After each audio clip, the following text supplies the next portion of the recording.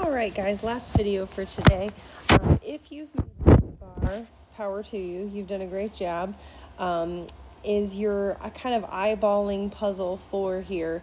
These look more complicated than the rest for obvious reasons. There's more terms, more pieces to kind of consider. So I'm going to give you kind of the starting point for layer A and layer B here and see what you can do from there, okay?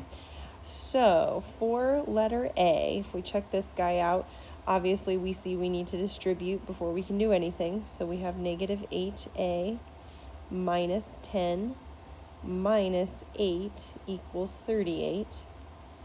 And as I spoke in the last video, sometimes before we can actually start our algebra, we have some like terms that are on one side of the equal sign that we need to actually combine before we can start moving numbers away from the variable.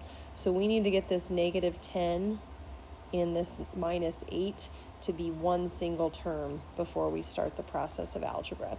So we'll go ahead and say negative 8a. Negative 10 minus 8 is negative 18 equals 38.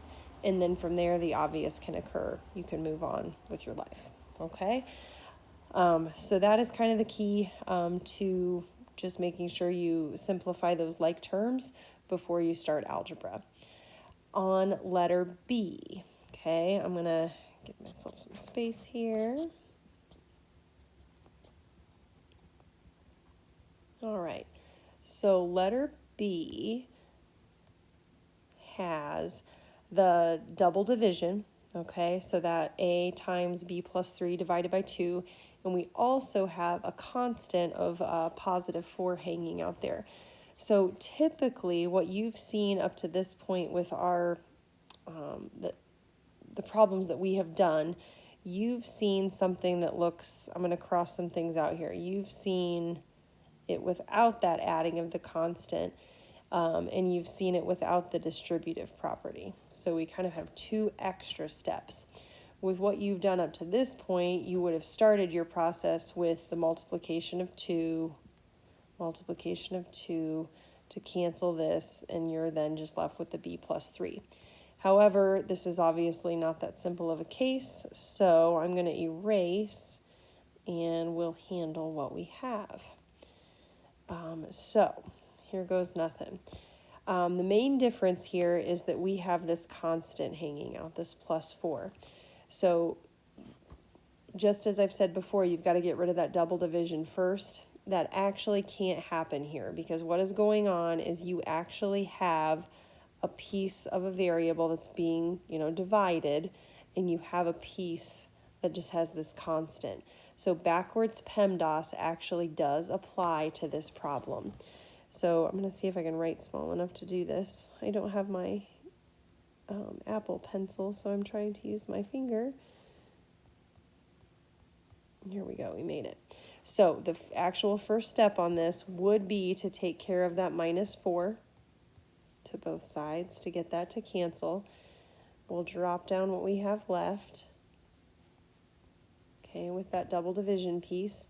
And then obviously we work down here to get our negative 7. At that point, the question is, should I distribute the A? Okay, which by the way, I know the A from up here. Let's just, again, I'll use 10 like I did in the first video. Let's say that we knew A was 10, okay? So I have the choice now. Should I distribute the 10 into the B and the 3, or should I take care of the division of the 2? And hopefully you're thinking the obvious answer would be to take care of the 2 because that is correct. So you would go ahead and get rid of that double division, get it out of the way. So we'd multiply by 2 on that side as well. So we'd end up with 10 times the quantity B plus 3 equals the negative 7 times 2, which would be the negative 14. And then from there, I think you can take it on, distribute, and do your algebra. So looking through those steps, when you have the double division and a constant being added or subtracted, do take care of the constant addition or subtraction first, and then secondly, take care of that undoing the double division, okay? So there's stuff there that you've seen before, you've just not seen it in that complexity. So after seeing this video, hopefully you can take it away and roll with it.